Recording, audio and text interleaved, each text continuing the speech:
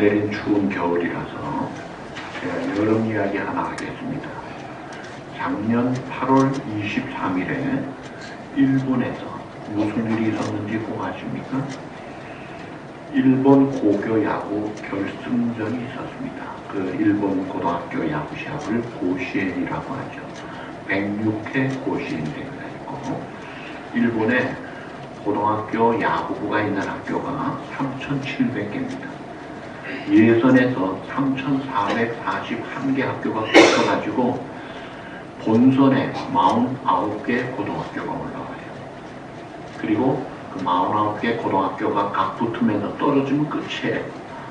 근데 결승에서 이제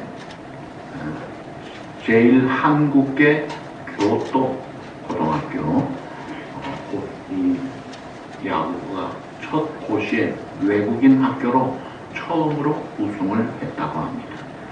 그리고 결승전에서 붙은 학교는 현재 일본 수도 도쿄의 고등학교와 이 학교는 옛날 일본 수도 교토의 그 외국인 제1동부학교가 붙었던 거예요. 그래가지고 우승을 했는데, 우승을 하면은 관례가 우승한 학교의 교우가를 부르게 돼요. 근데 그 교우가가 어떻게 되느냐면, 동해 바다 건너서 세계가 재팬시라고 하는데, 이 학교 교우가는 동해바다로 나옵니다. 동해바다 건너서 야마도 땅, 그 지역이 야마도입니다. 거룩한 우리 조상 옛적 꿈자리, 아침 저녁 몸과 덧 닦는 우리의 정다운 보금자리 한국의 학원, 이 노래를 한국말로 부릅니다. 그런데 이것을 이 일본 NHK 텔레비전 방송국이 전국에 생중계를 하는 거예요. 대단하지 않습니까? 이야, 신바람 나네. 사실 학교가 야구부 생긴 게 25년 전에 1999년에 생겼는데, 작년에 생겼으니까 25년 전이죠. 처음에 나가서 시합에 34대 0으로 졌어요. 이런 야구부가 있느냐? 이건 장난꾸러기 야구다. 그 팀이 지금 최고 점수점에 올라가요. 그들에게 꿈이 있었던 거예요. 우리도 우리 학교를 한번 빛내보자. 그 꿈이 이루어져서 학교를 알게 되고, 세상에 이런 학교가 있었느냐. 꿈을 가지니까 되더라는 거예요. 우리 월드컵 때도 꿈은 이루어진다 하는 그 슬로건을 걸기도 했죠. 자, 예수님이 땅에 사셨을 때 꿈이 있었습니다. 그것은 바로 하나님의 나라였습니다. 그리고 우리 죽은 영혼들이 영생에 이르는 거였어요. 자, 오늘 우리 성도들도 꿈을 가지고 살아야 돼요. 우리도 꿈을 꾸자 이거예요. 근데 무슨 꿈을 꿔야 되느냐? 그걸 오늘 본문에서 가르쳐주고 있어요. 하나님 나라의 꿈을 꾸되 너는 이런 복된 사람이 되라. 그러면서 오늘 본문 설교 제목이 뭐예요? 온유한 자는 복이 있다. 온유한 자가 되라는 거예요.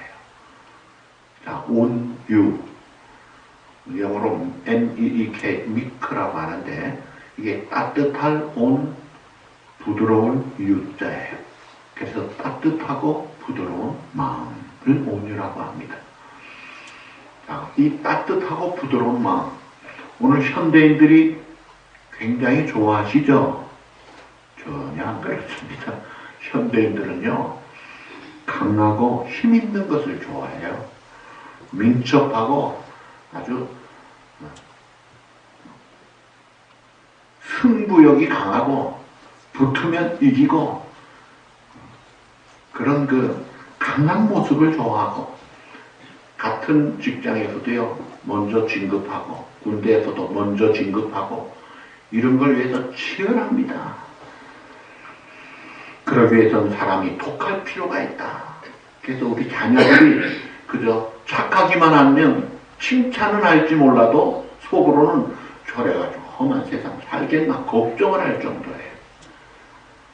근데 예수님은 온유한 자가 이 사람이 진짜라는 거예요.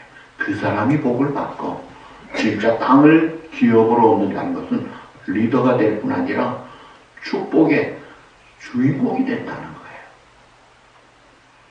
세상의 승리 공식은 강한 자 이퀄 승리. 그게 세상 공식이에요. 그래서 우리가 보통 생물학에서도 동물의 세계를 뭐라 그래요? 양육강식의 세계라. 약한 자는 먹히고 강한 자가 잡아먹는, 그게 동물의 세계예요. 그게 현실이에요. 그게 세상 공식에, 그런데 하나님 나라, 교회, 기독교의 승리 공식은 다릅니다. 오늘 본문에 보면 온유한 자가 승리한다. 누가 하신 말씀이에요? 예수님이 지금 그 말씀을 하시는 거예요. 온유한 자가 복이 있나니 그들이 땅을 기업으로 받는다는 거예요. 그 증명하는 대표적인 분이 예수님이에요. 예수님이 온유하신 분으로 이 땅에 오셔서 결국은 만왕의 왕 만주의 주로 그를 찌르고 원수 노릇하던 자들고 다 무릎 꿇리시잖아요. 예수님 말씀은 온유한 자가 복이 있을 뿐 아니라 땅을 차지한다. 그래. 일반적으로 땅, 부동산, 투기다라는 사람을 뭐라 그래요?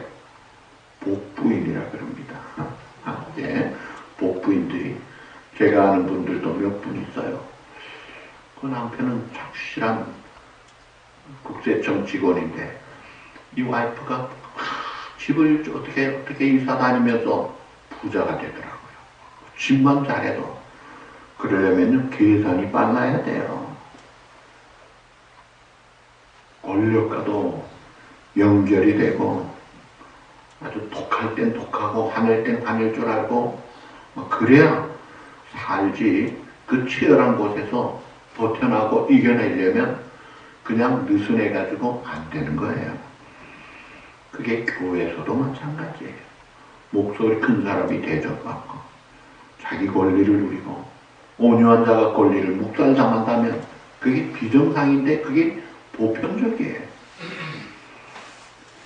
분란이 일어날 때도 막 서로 상대방을 누르고 장악하려고, 그런 세상에 이게 보편적인 사고가 우리에게 있어요. 그런 세상을 향해, 그런 사람들을 향해 우리 주님은 no, 그거는 아니다 라고 말씀하시는 겁니다. 진짜 복이 있는 사람은 온유한 사람이라는 거예요. 여러분, 예수님의 말씀이 이게 옳습니다. 세상의 가치관, 그게 우리를 승리하는 것 같게 하지만 아니에요. 자, 우리의 싸움은 이게 영적 싸움이에요. 신령한 싸움이에요. 이 싸움의 최전선은 가치관의 싸움입니다. 내가 어떤 가치를 추구하느냐, 내 육적인, 현실적인, 쾌락적인, 세력 있는 그런 가치를 추구하려면 양육강식하면 됩니다. 그런데 예수님이 추구하는 그것이 아니에요. 오늘 이런 예수님의 추구하시는 온유하신 그 승리의 공식을 버리고 세상 사람처럼 강함을 추구하고 권력을 추구하고 그걸 위해서 압력단체를 만들고 교회마저도 압력단체가 되어가지고 큰 소리치고 으름장 놓고 하면 일은 될지 몰라도요, 사실은 하나님의 나라에서 많이 떨어지게 만듭니다. 자, 누가 온유한 자입니까? 온유한 자가 누구인가? 약하다는 것이 아닙니다. 바보 같다. 마냥 진다. 실력도 없다. 그게 온유가 아니에요.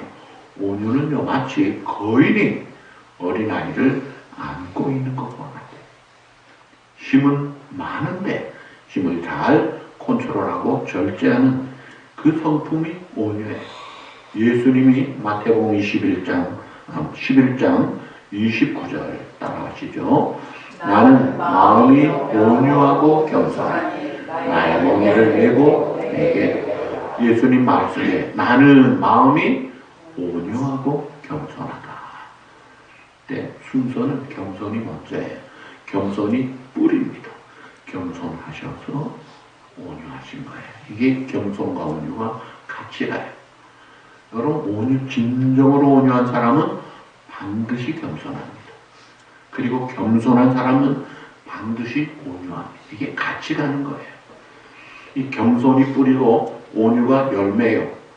또 사랑도 마찬가지. 사랑은 언제나 오래 참고 사랑은 언제나 온유하며, 이 온유한 것이 이게 열매인데 그 뿌리는 겸손이에요. 자, 예수님이 본래 하나님이세요.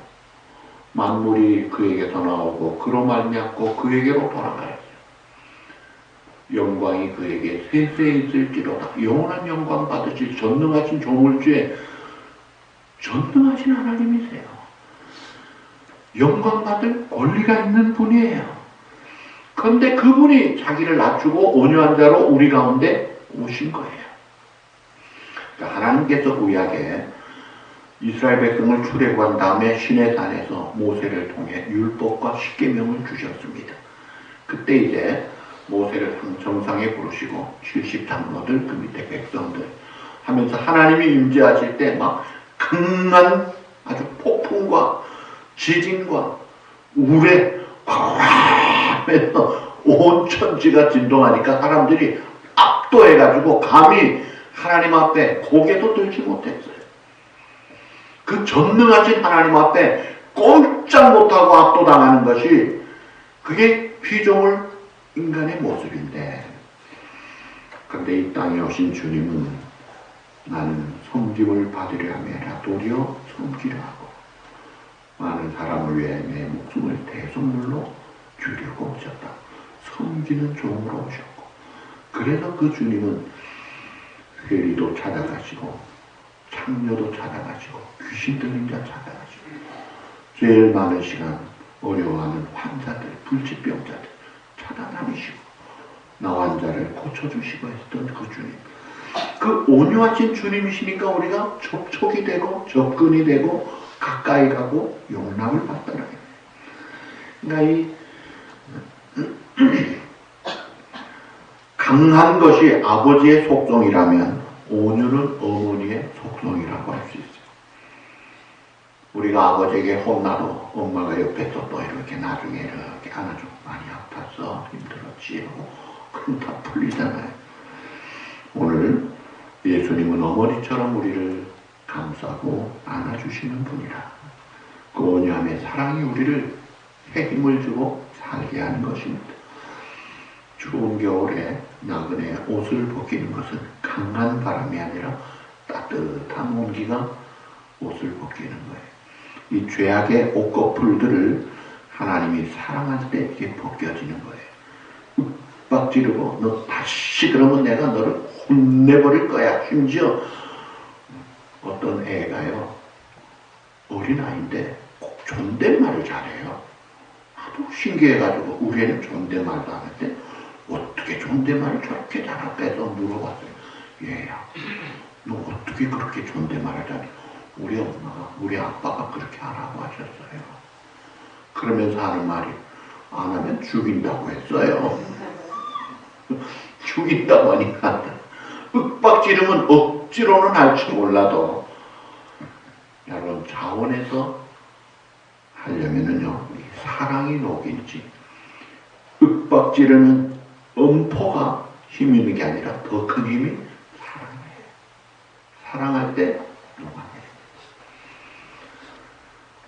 집안을 그렇게 말썽 부리는 아들이 그 형 결혼할 때 과연 얘가 가출해서 저렇게 엉망인 아들이 올까?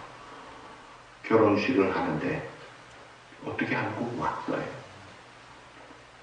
돈도 뭐도 뭐 다 낭비하고만 문제가 많은 아들이지만, 근데 그 아들을 엄마가 안아줬대요. 아무거나 안고 안아줬대요. 그러면서 내가 너 사랑하는 거 알지? 그때 아들이 폭포수 같은 눈물을 흘리고 미안해요 엄마 하고 녹아지더라는 거예요. 그럴 때 너 어떻게 그럴 수가 있어 하면은요 덮어댑니다. 그때 푹 품어주니까 녹더라고요. 돌아온 탕자, 아버지 나는 품꾼의 하나밖에 안 됩니다. 더 이상 묻지 않고 품어주니까 그냥 녹잖아요. 그 온유가 이게 사람을 삼는 거예요.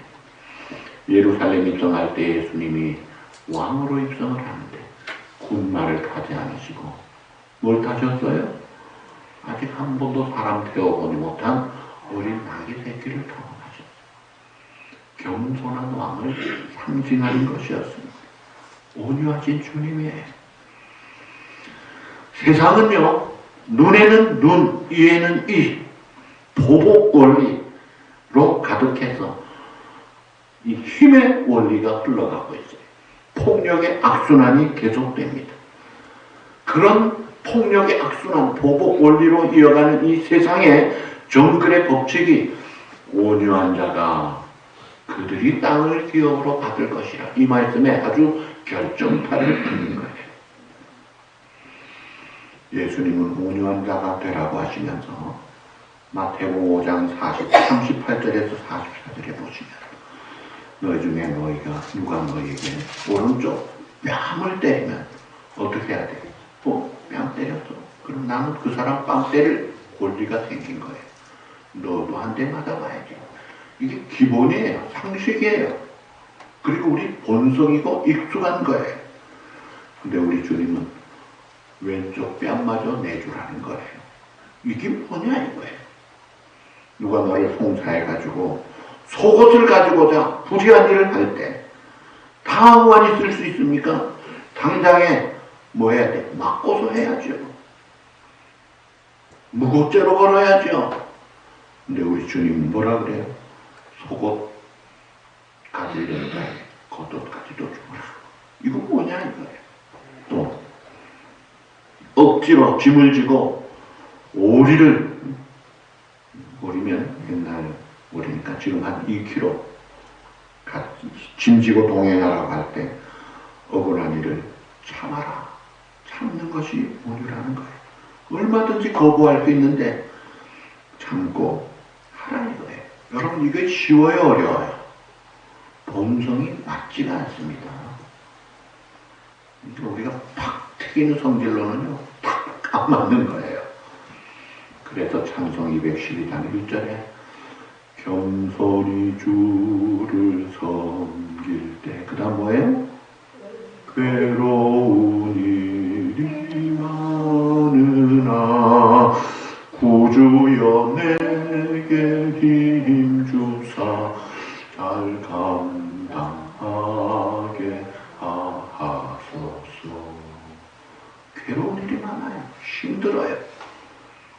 그러나 우리의 본성은 조금 더 내 권리 양보하고 싶지 않지만 예수님은 우리가 생각하는 많은 사람들이 상식으로 생각하는 것과 다른 이 역설적인 교훈으로 우리에게 세상 법대로 살지 말라는 거예요. 너 본성대로 살지 말라 이거예요. 세상의 보복 방식, 양육 방식 이것은 인간을 계속해서 분노하게 하고 계속해서 폭력의 존재로 만들어버리는 거예요. 희생하지 않고 끝까지 자기를 주장하는, 자기를 강화하는 이기적인 그런 존재로 만들 때 자기 마음도 평화도 없고 상대방 마음도 평화도 없고 그 현실도 평화가 없습니다. 세상은 나를 사랑하는 자를 사랑하고 나를 미워하는 자를 미워하라고 하지만 주님은 뭐라 그러세요? 너희를 박해하는 자를 축복하라. 축복하고 저주하지 마라. 그를 위하여 기도하고 원수도 사랑하라. 이야, 그 길을 가라는 거예요.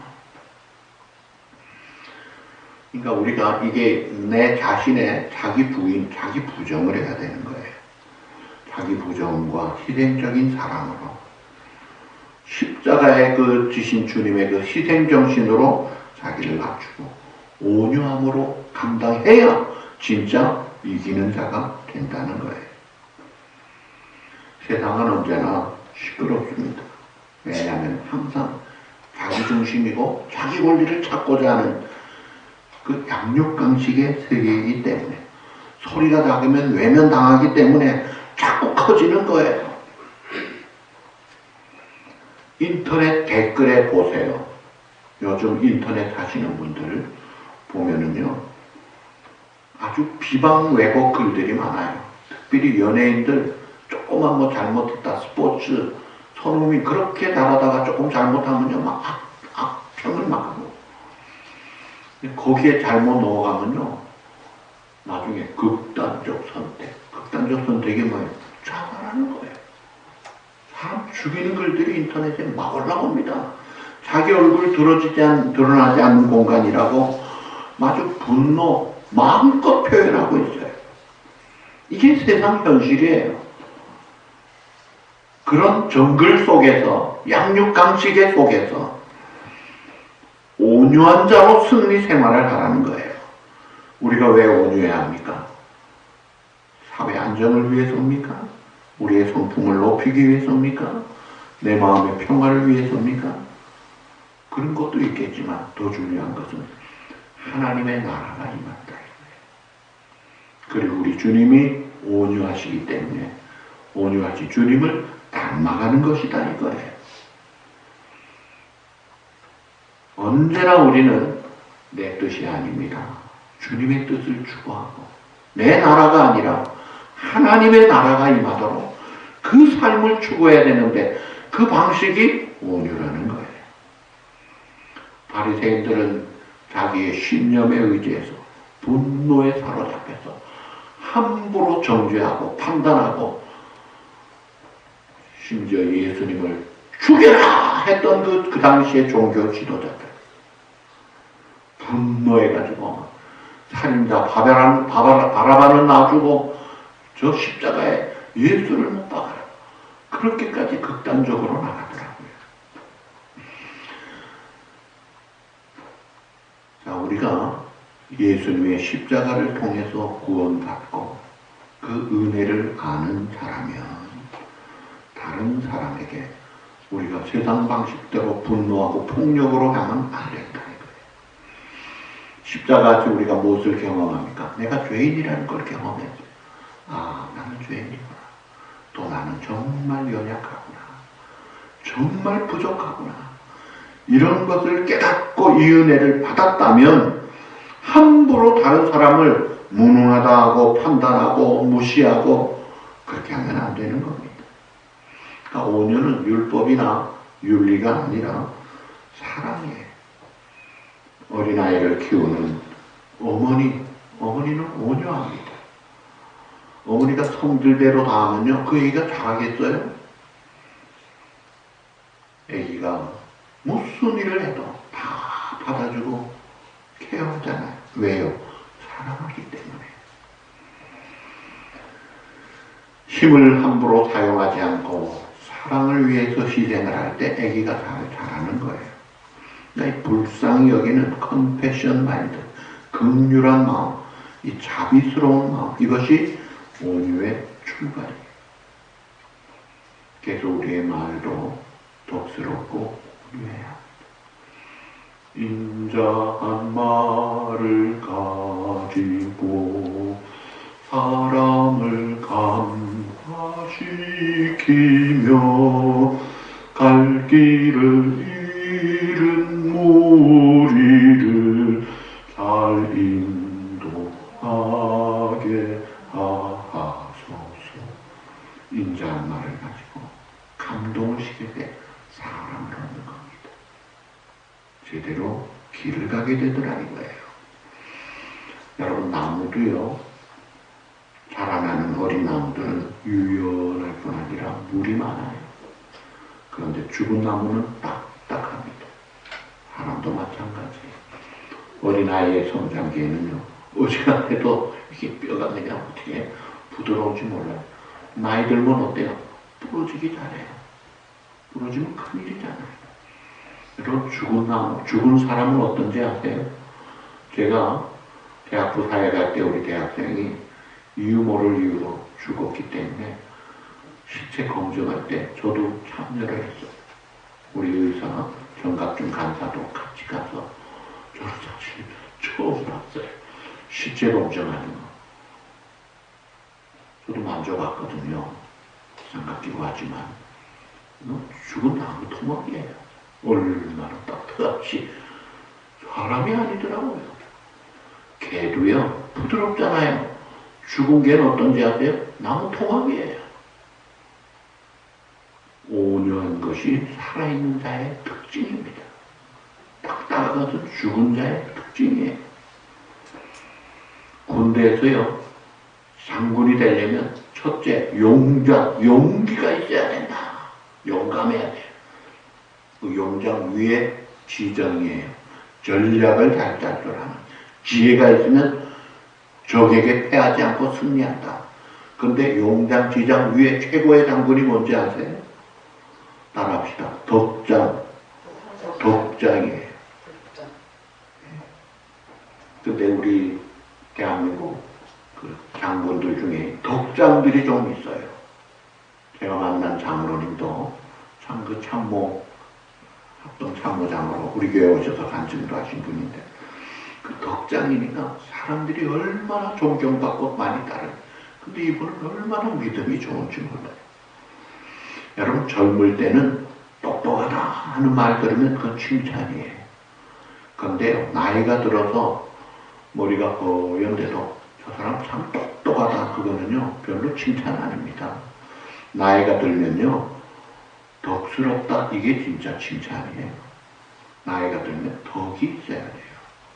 그래야 꼰대가 아니고 어르신이 되는 거다니까요. 자, 이 온유한 자가 땅을 차지한다. 모세가 온유한 사람이었죠. 민수기 12장 3절 우리 다 같이 보실까요? 이 사람 모세는 온유함이 지면의 모든 사람보다 선하더라. 예, 이 말씀의 배경을 보면 모세가 구스 여인을 아내로 취했어요. 아내 시보라가 죽은 다음인지 전인지 그게 나오지는 않아요. 근데 그때 이제 미리암과 아론이 모세를 비방을 합니다. 자, 모세의 권위에 도전하는 거죠. 저건 안 되겠네. 치워라.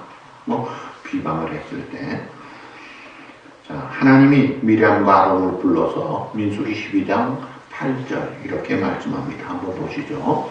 그와는 내가 대면하여 명백히 말하고 은밀한 말로 하지 아니하며 그는 또 여호와의 형상을 보거늘 너희가 어찌하여 내 종 모세 비방하기를 두려워하지 아니하느냐.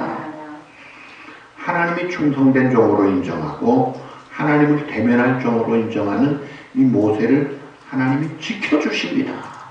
그러면서 그 볼로 미리암이 문둥병에 걸려요. 근데 그 자기를 비방한 누나가 문둥병에 걸렸을 때 이 모세는 그때도 분노하지 않고 온유함으로 하나님 고쳐주십시오 하고 간절히 기도하니까 하나님 내가 모세 기도 때문에 너 고쳐준다고 고쳐주시더라는 거예요. 그래서 나온 것이 이 모세가 온유하다는 거예요. 할 말 다 하고 권리 다 행사하고 그게 아니더라요. 당할 대로 당하지만 그래도 불구하고 위에서 희생적으로 사랑을 베풀고 온유함으로 기도해 줄 때 하나님이 은혜를 주시잖아요. 그러니까 온유한 자는요 하나님이 함께 하실 뿐 아니라 지켜주십니다. 복을 주세요. 아브라함이 조카 롯과 목자가 물 때문에 다툴 때 양보함으로 온유한 길을 갈 때 주인은 아브라함이 되잖아요. 이삭도 마찬가지예요. 창세기 26장에 보시면 이 이삭이 그랄 땅에서 블레셋 땅입니다. 그 땅에서 우물을 파면 그 당시 그 나라의 우물은 굉장히 귀합니다. 파기나면 우물이 나와요. 근데 블레셋에 팠다가 빼앗깁니다. 에색으로 가서 팠다가 빼앗깁니다. 신나에 가서 빼앗깁니다. 로브에 가서 또 빼앗깁니다. 4번이나 우물을 빼앗기고 말았어요. 어떻게 보면 무력하고 바보 같아요. 그런데 빼앗기는 양보하는 이 이삭을 계속 하나님이 복을 주셔서 창세기 26장 12절에서 14절 우리 다 같이 보시죠. 이삭이 그 땅에서 농사하여 그 해에 100배나 얻었고 여호와께서 복을 주심으로 그 사람이 창대하고 마침내 거부가 되어 양과 소가 때를 종이 심히 많으므로 블레셋 사람이 그를 시기하여. 이 블레셋 사람이 시기할 정도로 복을 받았는데, 그런 그 블레셋 대표 왕이 29절에 보면 너는 여호와께 복을 받은 자니라. 아이고, 우리가 아무리 빼앗아도 안 되네. 너는 하나님이 복을 주시는구나. 인정을 하더라는 거예요. 사람들 보기에는 약한 것 같아요. 바보 같아요. 권리도 못 찾는 것 같아요. 우리가 원하는 모습이 아니에요. 여러분 자녀가 그러면요, 야, 너 그러면 안 돼. 한 대 맞으면 한 대 때려야지. 갚아줘야지. 그렇게 하잖아요. 그런데 이 블레셋 사람들이 보지 못하는 게 있었어요. 온유한 이삭을 지키시는 하나님의 능력의 손을 못 본 거예요. 그러다가 하나님이 가는 곳마다 잘되게 하니까 인정하는 거예요. 예수님의 기도도 뜻이 하늘에서 이룬 것 같이 이 땅에서도 이루어지기를 기도하라고 했습니다. 이 땅이 여러분의 가정입니다. 여러분의 세상입니다. 이 세상에서도 이루어지려면 온유한 자가 될 때 땅을 기업으로 받는다는 거예요. 우리 교회도 블라벨트의 땅을 돈 주고 계약하고 스미스 변호사를 쓰고 다 계약 끝내서 이제 잔금치를 준비하고 있을 때 털려버렸잖아요. 법적으로 지금이라도 신청하면 우리 것이 될 수 있는 땅입니다. 근데 우리가 참 우리 교인들이 막 억제 빼가지고 이럴 수가 있느냐. 그럴 때 감사하게 그때 온유한 자가 땅을 기업으로 받습니다. 제가 그 다음 주에 설교까지 하고 항구 명령을 내려서 2달 동안 말하지 맙시다. 그리고 우리가 누워 침뱉게 하듯이 이웃 교회끼리 누워 침뱉는 겁니다. 그렇게 하면 됩니다. 조용히 하십시오. 참고 손해봤잖아요. 근데 그 땅은요, 그때 풀렸던 게 다시 모라토리엄 걸리면서 지금도 건축을 못하는 땅이 돼버리고 말아요. 만약 그거 우리가 온유한 마음 안 가지고 권리 주장했으면요, 미안하지만 돈 다 날렸습니다. 우리가 그러고 다시 찾다가 여기로 왔잖아요. 그래서 이 동네 목사님들이 나중에 하시는 말씀, 조 목사님이 그 목사님한테 밥 사주십시오 그러더라고요. 고마워하시라는 거예요. 오늘 이렇게 혼날 뻔했는데 대신 당해줬다는 거예요. 참 쉽지 않은 일이었습니다. 현실적으로 계산적으로 손해보는 일을 다 가야 했어요.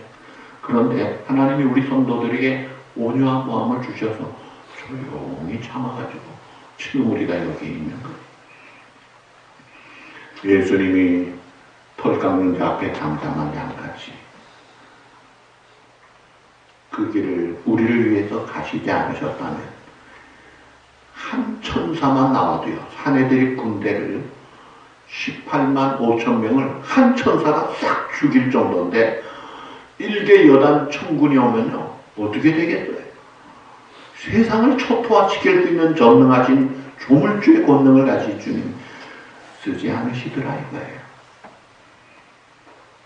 자, 마지막 질문합니다. 우리가 하나님 나라를 위해서 쓰임받는 자로 살아야 되는데 나는 어떤 존재인가? 내가 가정에서 혹은 세상에서 혹은 교회에서 하나님의 일을 한다고 할 때 나는 어떤 사람인가? 아주 강한 사람인가? 어때요? 강한 사람 같아요?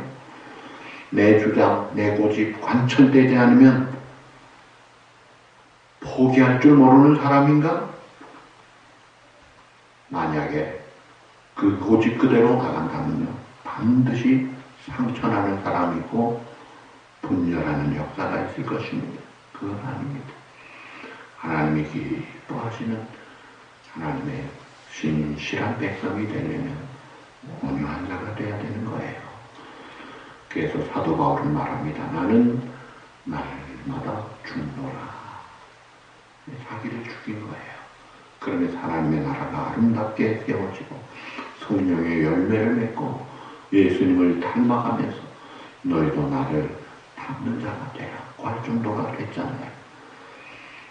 우리가 우리 권리 다 찾고 우리 할 말 다 하고 살면요, 사람들에게 똑똑하다, 대단하다 라는 말은 들을지 모르지만, 그러나 우리가 하나님께로부터 너는 복된 자다, 너는 하나님의 신실한 백성이구나, 하나님 나라에 쓰임받는 좋은 일꾼이구나, 그 길을 가려면 오늘 말씀대로 온유한 마음, 온유한 입술, 온유한 행실, 온유한 삶을 통해서 하나님의 나라를 아름답게 세워가는 그런 온누르게, 김온유, 이온유, 박온유, 정온유, 최온유, 고온유, 또 박도 여러분, 그 온유한 자가 되시기를 우리 주님의 이름으로 축복합니다.